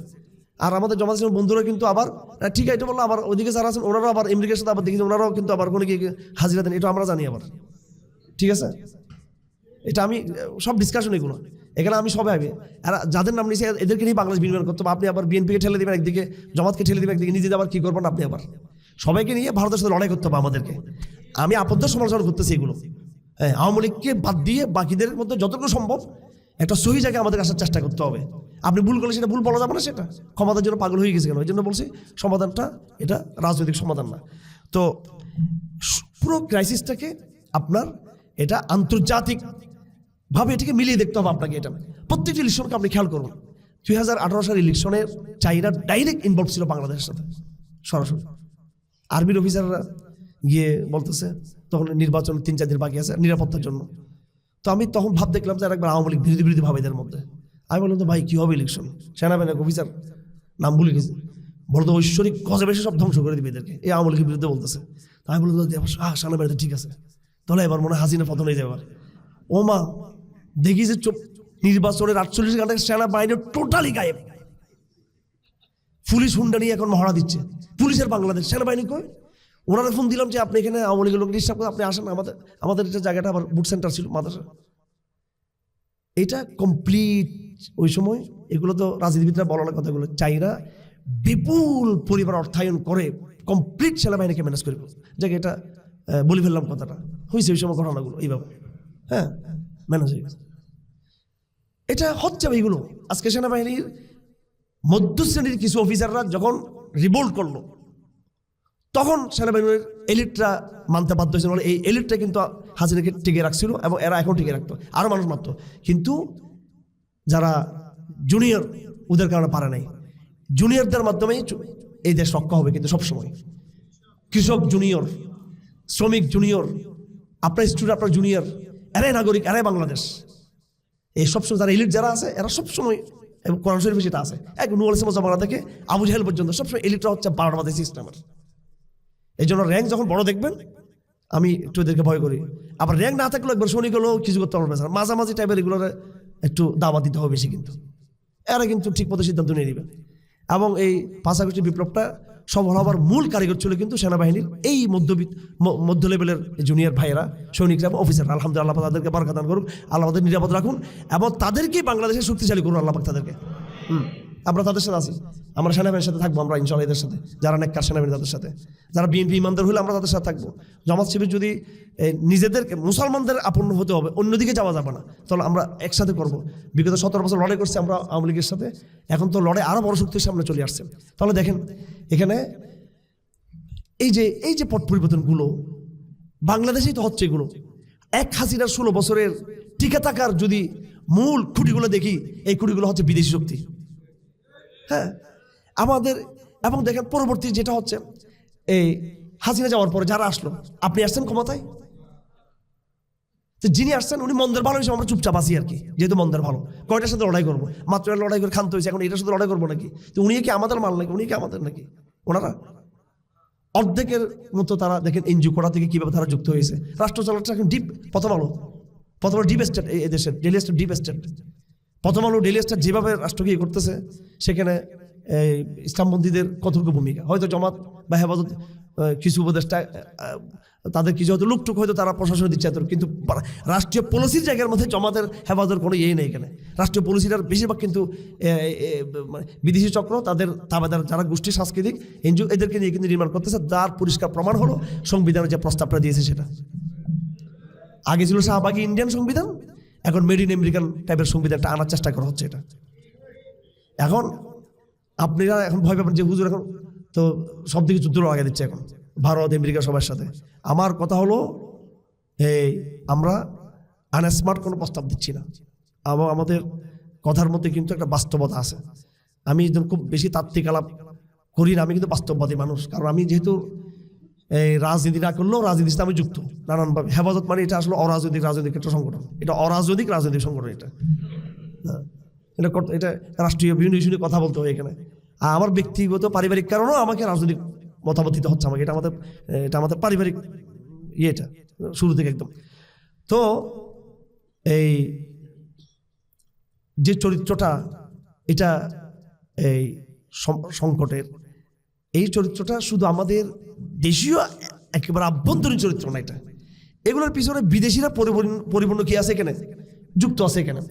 মায়ানমারের বিদ্রোহীরা একেবারে সীমান্তে চলে আসছে। এখন এটাকে কেমনে ফাংশন করবে? ওইটা ফাংশন করার জন্য জাতিসংঘ, আমেরিকা, ভারত সবার সাথে মিলে এরা কিন্তু করবে এটা। কিন্তু তারপরে আমাদের সেনাবাহিনী যে সৈন্য পাঠায় বিদেশে, এরা চুক্তিতে আবদ্ধ। আমাদের গোয়েন্দা সংস্থাগুলো বিদেশের সাথে চুক্তিতে আবদ্ধ, আমাদের প্রত্যেকটা মন্ত্রণালয় বিদেশের সাথে এটা এইভাবে আবদ্ধ। পুরো দুনিয়াটা একটা দজ্জালি গ্লোবাল সিস্টেম দ্বারা পরিচালিত। এখানে এলিট হচ্ছে এই বিশ্বশক্তি, আর এরা হচ্ছে তাবেদার।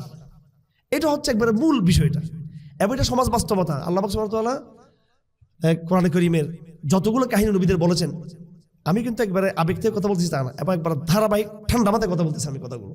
একদম ঠান্ডা মাথায় কথা বলতেছি।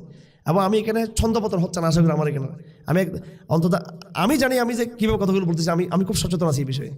মনে চাইলেও একবার এদিকে ছুটলাম, একবার ছুটলাম, সেটা না। কিন্তু এখন আপনাকে থেকে ধরে দেবো কথাগুলো আমি কি বলতে চাচ্ছি, আমি আমারটা বলে যাচ্ছি। কিন্তু আমি ধরতে না পারলে আমার I have nothing to do, এবং আমি কিছু করতে পারবো না, এটা কিন্তু ধরে দেবো আপনাকে।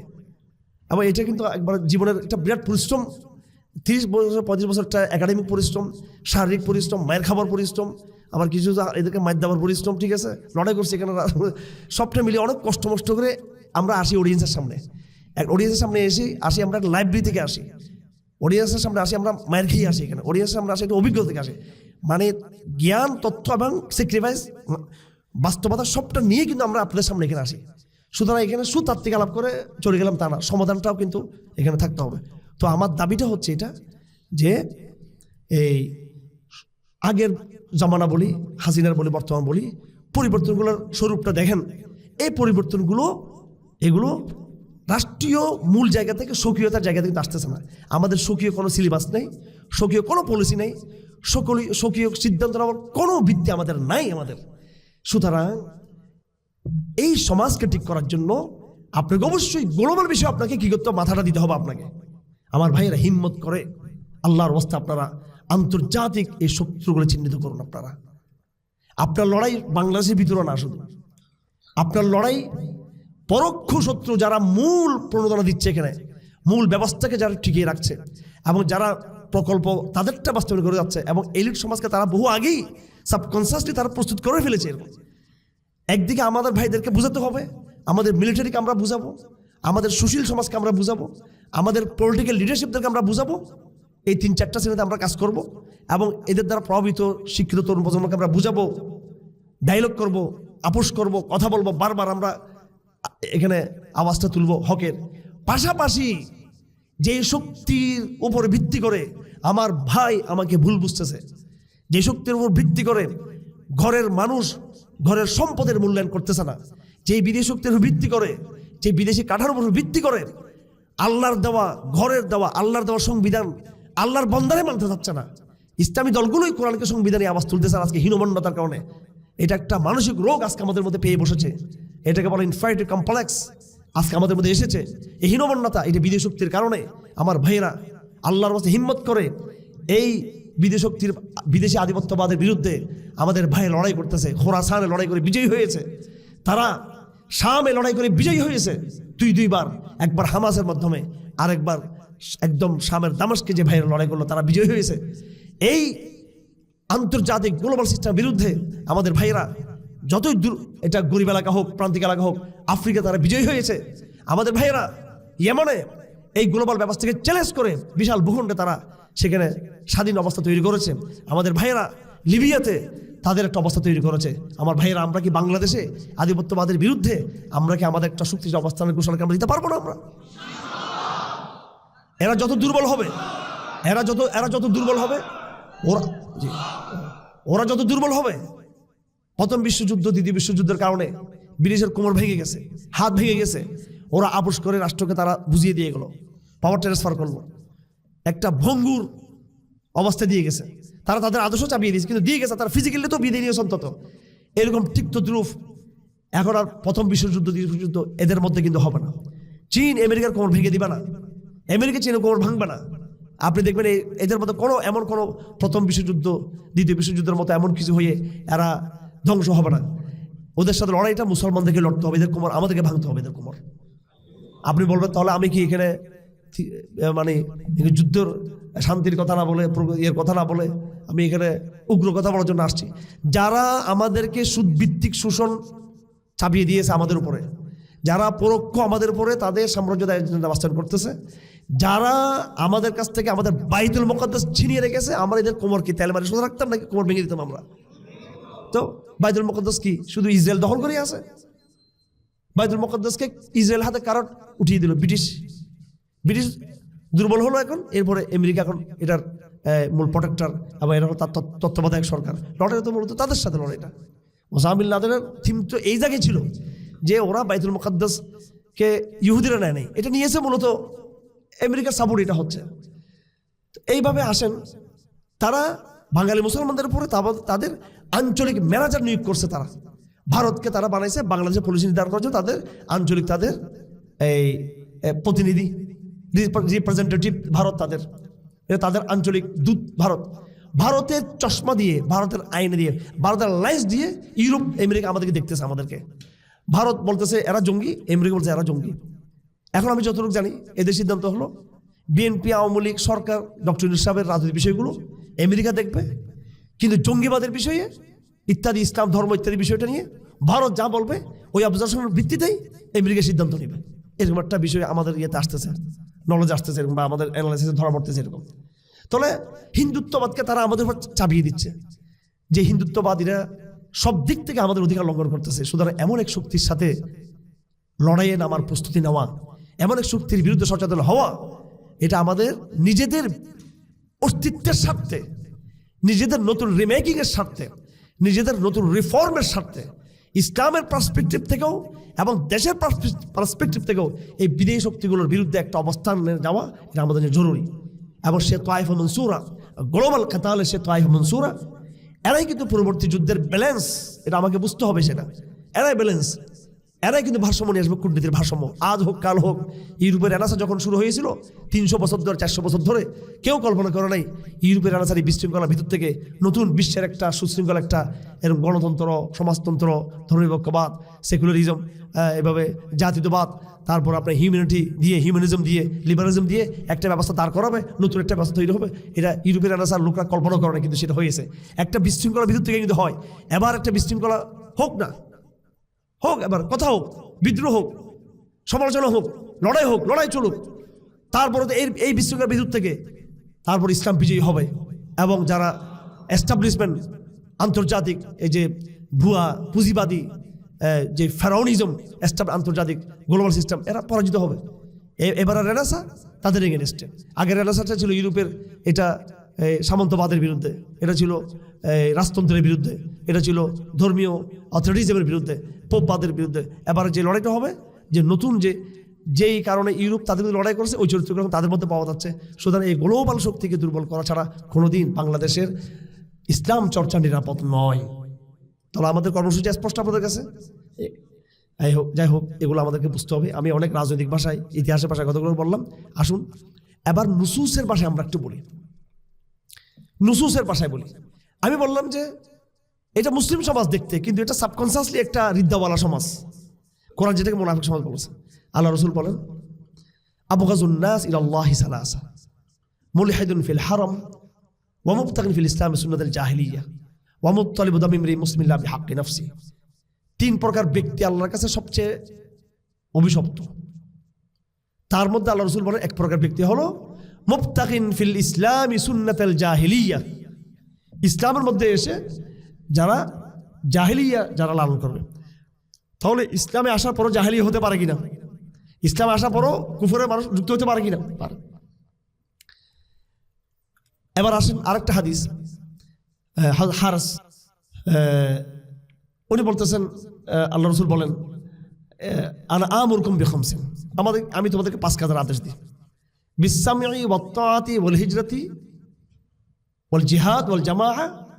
এটা তরজমা একটু পরে করতেছি, আমার আলাপের দ্বিতীয় অংশতে আমি আসতেছি এই কথা। এই হাদিসের লাস্টে রাসূলুল্লাহ বলেন,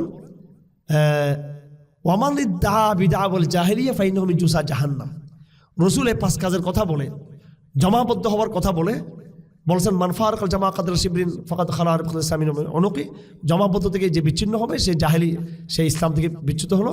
এরপর রাসূলুল্লাহ বলেন, তোমরা জাহেলির দিকে দাওয়াত দেবে না। জাহেলির দিকে দাওয়াত দেওয়া মানে এটা হলো জাহান্নামের ময়লা যুক্ত হওয়া, এখানে জাহান্নামের মধ্যে পড়া। তখন এক সাহাবী বললেন, ইয়া রাসূলুল্লাহ, ওয়া ইন সাল্লা ওয়া ইন সামা, কেউ যদি নামাজ পড়ে রোজা রাখে তাও কি সেটা জাহেলি হবে? সে নামাজ রোজা ঠিক আছে, কিন্তু অন্যান্য কাজগুলো সে ইসলামের পরিপন্থী করতেছে। তো রাসূল সাল্লাল্লাহু আলাইহি ওয়াসাল্লাম বলেন, ওয়া ইন সাল্লা ওয়া ইন সামা, সে নামাজ পড়লেও রোজা রাখলেও সে কি হবে? জাহেলিয়া হবে সে। তাহলে এই যে একটা সহাবস্থান, ইসলাম কুফরের সহাবস্থান, যে কথা আমি এতক্ষণ আমি দাবি করে আসছি আপনাদেরকে রাজনৈতিক ভাষায়, সমাজ বাস্তবতার জায়গায়, এটা ইসলাম দ্বারা এটা স্বীকৃত যে এটা এটা এটা এটা পসিবিলিটি আছে, এটা হতে পারে এরকম, যদি বৈধ না কিন্তু এটা হয়। আমরা একদম জুমার নামাজ পড়লেই যে আমরা মুসলিম হয়ে যাবো সেটা নয়। এটা আল্লাহ রাসূল বলছেন জাহেলিয়া মার্কা মুসলমান, এগুলো মুনাফিক মুসলমান। এবং আল্লাহ নবীজি সাল্লাল্লাহু আলাইহি সাল্লাম আরো হাদিস বলছেন, আমি এত হাদিস আর আপনাদের সামনে আনতে চাই না, আমার একটা ছোট্ট কিতাব আছে নুসুস রাকেল জাহেলিয়া, সেগুলো দেখে নেবেন। ওলামায়ে কেরাম আমার বক্তব্য প্রশ্ন তুলতে পারেন, যেই যে কথাগুলো বললেন এগুলো আমাদের আকাবেররা কি কেউ এগুলো বলছে? এটা বলবেন আমাদের আকাবেররা কেউ বলছে কিনা? তা আপনি আকাবের করে ইনশাআল্লাহ আজিজ ওইটা আমার সামনে আশা করি লাভ নেই বলে, কারণ আমি হলাম একবার আকাগ্র 14 গোষ্ঠীর বংশধর, আমি উত্তরসূরিদের সব দিক থেকে, মদনী রহমতুল্লাহ দিক থেকে, মদনী রহমতুল্লাহ 3 জন ছাত্রের আমি ছাত্র, অর্থাৎ হোসাইন আহমদ মদনী রহমতুল্লাহ আমার উস্তাদ, মাঝখানে শুধু একজন এক কিন্তু একজন আহমদ শফি রহমতুল্লাহ আলাই মদনীর শিষ্য, আমি ওনার কাছে নশা হিসেবে পড়ছি। এবং হানাদের মাদ্রাসার সবচেয়ে শেখানো যিনি আহমদ শফি সাহেব হচ্ছে আরো বড়, না অনেক আগে মারা গেছেন, আরো 20 বছর 24 বছর আগে, আব্দুল আদিস রহমতুল্লাহ আলাই মদনী রহমতুল্লাহর শিষ্য। ওনার কাছে বুখারী পড়ছি, তিরমিজি পড়ছি, আমি তিরমিজি বুখারী পড়ছি আব্দুল আদিস সাহেবের কাছে, বুখারী তিরমিজি। উনি ডাইরেক্ট মদনীর শিষ্য, শুধু শিষ্য না, একেবারে খুব নামি দামি শিষ্য ক্লাসের মধ্যে। হযরত মদনী রহমতুল্লাহ আলাই আরেক শিষ্য ছিলেন মুফতি আজম আহমদুল হক সাহেব রহমতুল্লাহ, আর সবাই ইন্তেকাল করছেন, আর দুনিয়াতে কেউ নেই। এরা আহমদ শফি সাহেবের ওস্তাদ ছিলেন, এরা মুসলিম সাহেব পড়িয়েছেন, আর ডাইরেক্ট মদনীর শিষ্য। এখন আমরা কি এমন কোনো কথা বলবো যেটা আমাদের এই বুজুর্গারা করেন নাই? অনেকে মনে করে এটা হারুন সালাফি টাইপের হয়ে গেছে একটু। আমার চেয়ে বড় একেবারে কে একদম আকাবেরদের বংশধর আছেন, আপনি দেখেন ইবনে তাইমিয়ার যদি অবদান থাকে সেটা আমার স্বীকার করতে হবে না। সেটা উনি সালাফি, উনি যদিও এই ভিন্ন পথের অবলম্বী। মুহাম্মদ আব্দুল ওয়াহাব রহমতুল্লাহ আলাই উনি কোনোভাবেই তিনি হানাফি না, কিন্তু শিরিক বিরোধী সংগ্রামে ওনার যে অবদান, ওনাকে আমি বাদ দিতে পারবো? ওনাকে আমি স্বীকার করতে হবে না? এটা আহমদ ইবনে হাম্বলকে আমি বাদ দিতে পারবো? আমি এখন যদি মুহাম্মদ আব্দুল ওয়াহাবের কথার কারণে যে সালাফি হয়ে যায়, ইবনে তাইমিয়ার কারণে, আমরা ওদের সংগ্রামটা নিয়েছি, আমরা ওদের সমস্ত বয়ান তো আমরা যেগুলো যেখানে আমাদের নিজস্ব মাযহাবের বয়ান আছে ওগুলো তো নিই আমরা সেটা। যাই হোক, এবার আসেন মনের সৎ, আমি নবী বলি না, সাহাবী বলছি। হ্যাঁ, এদের সব দিক থেকে আমরা ওদেরকে কিভাবে স্টাডি করছি, সুবহানাল্লাহ। এরা হচ্ছে সাহাবাদের শেষ প্রজন্ম, এটা মানে এই জমানার প্রজন্ম, আমাদের কেমন ছিলাম। তো এই ক্রাইসিস সম্পর্কে আমি যে কথাটা বললাম, আমি দাবি করলাম যে এই ক্রাইসিসটা রিদ্দার ক্রাইসিস, এটা কুফরের সমস্যা, নেফাকের সমস্যা, আকীদার সমস্যা। এবং আরো দাবি করলাম এটার সলিউশনটা গ্লোবাল জায়গায় যেতে হবে। আসুন আমাদের আকাবেররা কি বলছে এই সম্পর্কে। আপনি ভারতবর্ষে আকাবেরদের ইতিহাসটা দেখবেন, প্রত্যেকে দেওবন্দের প্রতিষ্ঠা, একটা গ্লোবাল জিহাদের ভিতর কিন্তু এটা প্রতিষ্ঠা হয়েছে।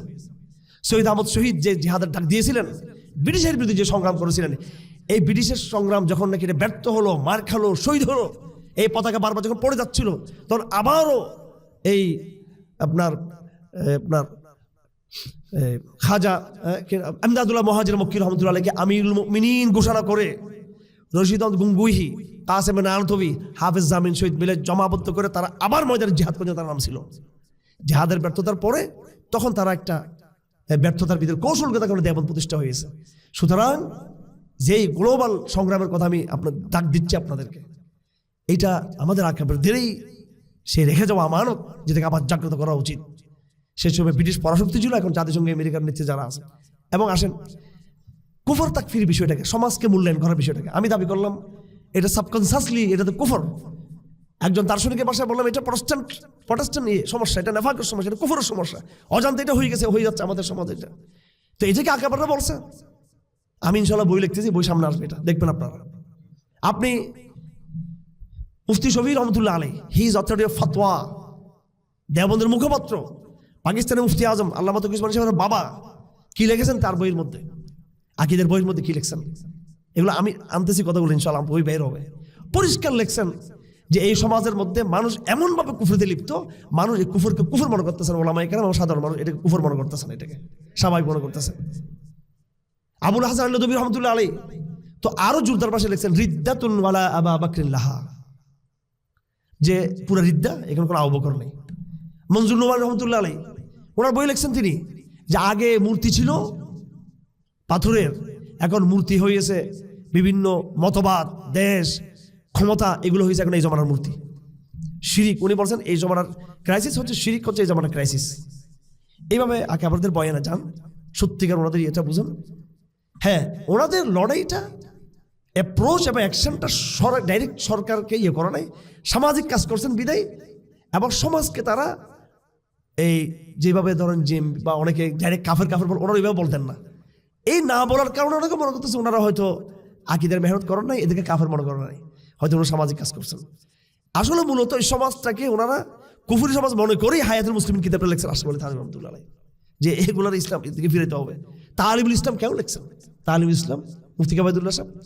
এটা আমরা সরকারকে বলতেছি এবং সামনে দাবি, এটা অবশ্যই প্রাইমারিতে সিলেবাস হতে হবে। এটা বেশ যেমন মশলা কিতাব, কিন্তু ভূমিকা দেখবেন আকিদের এমন বিশুদ্ধ বয়ান ওখানে আছে আকিদের।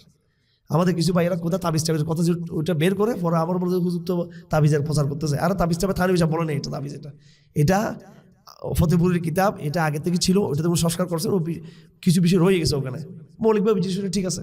যাই হোক, আমাদের আকাবিরদের সংগ্রামটা আমাদের বুঝতে হবে। ওনাদের যে নেগেটিভ, ওনাদের যে বয়ান, সমাজকে যে মূল্যায়নটা করছেন ওরা, যেভাবে যে চরিত্রটা ওনার স্বরূপ প্রমোচন করছেন সমাজের, এবং সলিউশনটা যেভাবে দিয়েছেন আমরা সেটা দিচ্ছি। সুতরাং মহানবী ইসলামের কথা থেকে শুরু করে, বক্তব্য থেকে শুরু করে, আমাদের বর্তমান ভারতীয় উপমহাদেশের যারা বুজুর্গানে দিন যারা ছিলেন ওনাদের পর্যন্ত আমাদের বক্তব্যের পক্ষে ওনাদের মতামত রয়েছে। এই সমাজকে, এই সোসাইটিকে আপনারা এই ক্রাইসিসকে কুফরের জায়গা থেকে চিহ্নিত করুন, এটাকে শিরকের জায়গা থেকে চিহ্নিত করুন, সলিউশনটা দেওয়া সহজ হবে। সলিউশন আমি আগেই বলেছি, ঘরের ভিতরে লোকরা আমাদের বিরোধিতা করতেছে, আর ঘরের বাইরে শত্রুরা ঘেরাও করেছে। ঘরের ভিতরে দাওয়া অ্যাপ্রোচ করতে হবে, আর ঘরের বাইরে কাতালকে অ্যাপ্রোচ করতে হবে। সর্বশেষ আপনাদের প্রতি আমার থাকবে, তাহলে আমরা কিভাবে এখন কি করবো এটা করার জন্য আল্লাহ রসুল ওই হাদিস বলেছেন, তোমাদের 5 কাজের আমি আদেশ দিচ্ছি, আসসামু ওয়াত তাআতু ওয়াল হিজরতু ওয়াল জিহাদ ওয়াল জামাআতু। তোমাদেরকে আমিরের আন্ডার ঐক্যবদ্ধ হতে হবে, জামাবদ্ধ হতে হবে। সলিউশনটা হলো একটাই, মুসলিম বিশ্বকে একজন আমির খুঁজে বের করতে হবে। কিন্তু জাতীয়বাদী বেড়ার কারণে সারা মুসলিম বিশ্বের একক আমির সম্ভব নয়, কারণ প্রত্যেক দেশকে খণ্ড বিখণ্ড করে জাতিরাষ্ট্র কায়েম করে আন্তর্জাতিক কাফের তাগুত মুসলিম এক জাতি থেকে আরেক জাতিকে বিভক্ত করে রেখেছে। কারণ মুসলিম ঐক্যবদ্ধ থাকলে কাফেরদের রাজত্ব থাকবে না। সেজন্য তারা সহজে, আপনি এখান থেকে চাইলে সৌদি আরব যেতে পারতেছেন না, আপনি এখান থেকে চাইলে পাকিস্তান যেতে পারতেছেন না, আপনি এখান থেকে চাইলে বিশ্ব ছাড়া আপনি মালয়েশিয়া, তুরস্ক যেতে পারতেছেন না। এরা বিভক্ত করে রেখেছে। এই অবস্থায় যেই দেশে যে মুসলমান যে অবস্থায় আছে, আপাতত এটা ফেকার কিতাবা আছে, যদি মুসলিমদের মধ্যে লিডারশিপ না থাকে, আমিরুল মুমিনিন না থাকে, এবং কাফেরদের রাজত্ব যদি মুসলমানদের উপর কায়েম হয়, তখন মুসলিম সোসাইটি যারা যেখানে যেভাবে আছে তারা নিজেদের আমির তৈরি করে নেবে, নিজেদের জমাবদ্ধ হবে। আমাদের প্রস্তাব আমরা আগেও দিয়েছি, এই বাংলাদেশের সমস্ত ইসলামিক দল এবং মাদ্রাসা কর্তৃপক্ষ, টোটাল ইসলামিক কর্তৃপক্ষ, তবলিগ জামাতে যারা সবাই মিলে সবার আগে যেটা করতে হবে সেটা হলো জমা তৈরি করতে হবে নিজেদেরকে মিলে। একটা লিয়াজু কমিটি করতে হবে, শুরা থাকবে, ওখান থেকে তবলিগ পরিচালিত হবে, ওখান থেকে মাদ্রাসা পরিচালিত হবে, ওখান থেকে মাহফিলের শিডিউল, মাহফিলের পলিসি ওখান থেকে নির্ধারিত হবে। ওই মূল সেন্ট্রাল ইসলামিক লিডারশিপ তিনি রাষ্ট্রের সাথে তিনি কি করবেন, তিনি ফাংশন করবেন। আর এখন ডক্টর ইউসুফ ডাক দিল, ওরে বাপ, লিডারের শেষ নেই, ইসলামী লিডার, এদিকে দলের প্রগতিশীলদের চেয়ে এদের সংখ্যা বেশি আমি দেখছি মাঝে মাঝে। কারণ দল অনেক তো এখানে, হ্যাঁ, একজন এক দলের নেতা হয়ে যাচ্ছে। এখানে একজন যাবে আর তার ধমকে রাষ্ট্র কেঁপে উঠবে। মিম্বর একটাই থাকবে, মেহরাব একটাই থাকবে। কেন সংসদে ঢুকতে হবে এমপি হওয়ার জন্য?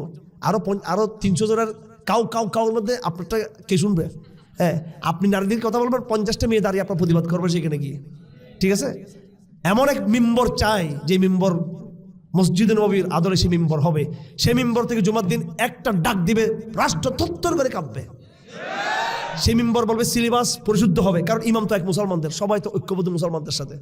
মিম্বর থেকে ডাক দিবেন, আমিরুল মুমিনিন কথা বলবেন, সামাজিক আমিরুল মুমিনিন, সিলেবাস পরিবর্তন হয়ে যাবে 2 মাসের মধ্যে। এটা শক্তির জায়গা, মসজিদ শক্তির জায়গা, মেহরাব শক্তির জায়গা। কোনোভাবেই যে পথে আমরা হাঁটতেছি এগুলো শক্তির জায়গা নয়। এগুলো আমাদের কম্প্রোমাইজের জায়গা।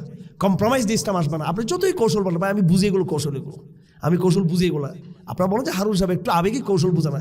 হারুন সাহেবের 14 গোষ্ঠী তো ক্ষমতায় ছিল, ব্রিটিশ আমল থেকে মোগল আমল থেকে শুরু করে ক্ষমতা তো ডানে বামে ক্ষমতা দেখে আসছে। আমি কাকে কি শিখাচ্ছেন? হ্যাঁ, কাকে কি বলতেছেন এগুলো? আর বলবেন যে পলিটিক্যাল সায়েন্স পড়ি না, হ্যাঁ সেটা বলবেন। তাহলে আপনি কি পড়ছেন সেটা আমার সামনে হাজিরে দেন। আপনি কি পড়ছেন? আপনি শুধু একটা মানে অন্ধ একটা ইনফেরিয়র কমপ্লেক্স। হ্যাঁ, আমাদের কৌশল দরকার। কি কৌশল দরকার? কৌশল কি রসুল করেন না? 24 বছর কৌশল রসুল কি করেন না? কৌশল আপনি, এটার চেয়ে বড় কৌশল কি হতে পারে? একটা নিউক্লিয়াস তৈরি করা, উম্মতের ঐক্যের জায়গা, এর চেয়ে কিসের বড় কৌশল আবার? একটা মসজিদ মেহরাবকে শক্তিশালী করা, একটা ঠিকানাকে মজবুত করা, নিজের ঠিকানা বিনির্মাণ করা, এটা বড় কৌশল না। ওই নিজে বিভক্ত হয়ে ফিস করা, কখনো ওর সাথে কখনো, এটা কৌশল হয়ে গেলো। এটা আত্মরক্ষার জন্য এই ব্যর্থ কৌশলে কাজ হবে না। আসুন সবাই মিলে ইসলামের দিকে প্রত্যাবর্তন করি।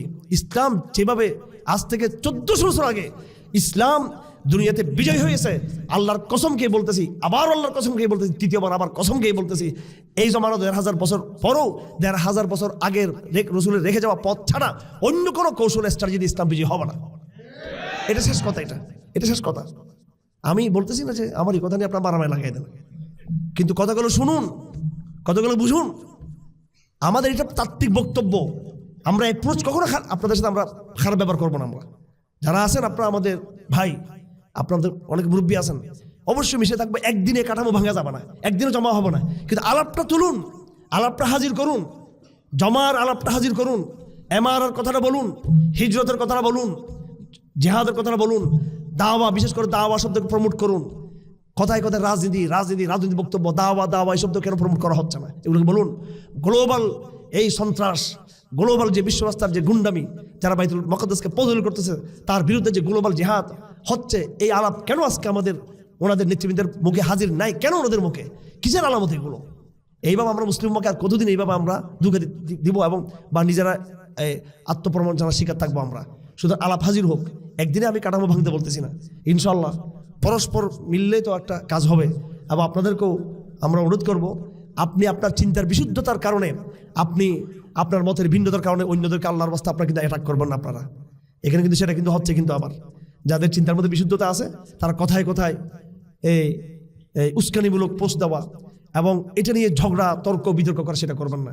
কারণ যাদের সাথে আমাদের মতের ভিন্নতা আছে, যারা এখনো পর্যন্ত ইসলামের এই কথাগুলো মূলধারা যারা আসতেছেন না, সেটা ইসলামী দলগুলোর মধ্যে হোক, সেটা বিভিন্ন ইসলামী নেতৃবৃন্দের মধ্যে হোক, ওনাদের কিন্তু অন্যদিকে কিন্তু স্যাক্রিফাইস আছে। কিন্তু নাস্তিকবাদ বিরোধী লড়াই তাদের কিন্তু সংগ্রাম আছে, স্বৈরাচার বিরোধী লড়াই তাদের কিন্তু অবদান আছে, তাদের কন্ট্রিবিউশন আছে, তাদের পার্টিসিপেশন আছে, তাদের সামাজিক তাদের দাওয়াতে একটা ভূমিকা আছে। ওয়াজ মাহফিলকে যত দুর্বল থাকুক, কিন্তু একটা ভূমিকা আছে। ভালো অবদানগুলোকে স্বীকার করবেন। বিগত দিনে ওদের মধ্যে অনেকে ফাঁসির মঞ্চে গিয়েছেন, এটা আপনি স্বীকার করতে পারবেন? এটা স্যাক্রিফাইস। শুধু আপনার চিন্তা বিশুদ্ধ, কিন্তু আপনি কিন্তু শহীদ হন নাই, কিন্তু ওদের মধ্যে কেউ আল্লাহ পাক শহীদের শাহাদাতের মর্যাদা আল্লাহ পাক দিয়েছেন। এই জন্য আমরা আমাদের প্রস্তাবের সময় কোনোভাবেই এই দিন প্রতিষ্ঠার মেথড পদ্ধতির ক্ষেত্রে প্রস্তাবের সময় স্যাক্রিফাইসের কথাকে আমরা না বলি। রাজনৈতিক দলগুলোর যে বিশাল তসলিমা সিং কারা দৌড়িয়েছে, এটা কিন্তু জিহাদ করে দৌড়ানো হয় নাই। এই রাজনৈতিক দলগুলোর সংগ্রাম ছিল, তাকে বিতাড়িত করা হয়েছে। সিলেবাস তৈরির পিছনে, প্রত্যেকটা বিষয়ের পিছনে একটা প্রেশার গ্রুপের ভূমিকাই এখনো মোটামুটি ইসলামের একটা শক্তি তারা। সুতরাং যারা আপনারা বিশুদ্ধবাদী হয়ে কাজ করতে চান, আপনারা আপনাদের আলোচনায়, বয়ানে কোনোভাবে অন্য ইসলামী শক্তি যাদের ব্যাপারে আমি এতক্ষণ বললাম, ওনাদের চিন্তা এবং কর্মে ভুল রয়েছে, ওনাদের অন্যান্য ভালো অবদানগুলোকে আপনারা কেউ অস্বীকার করবেন না।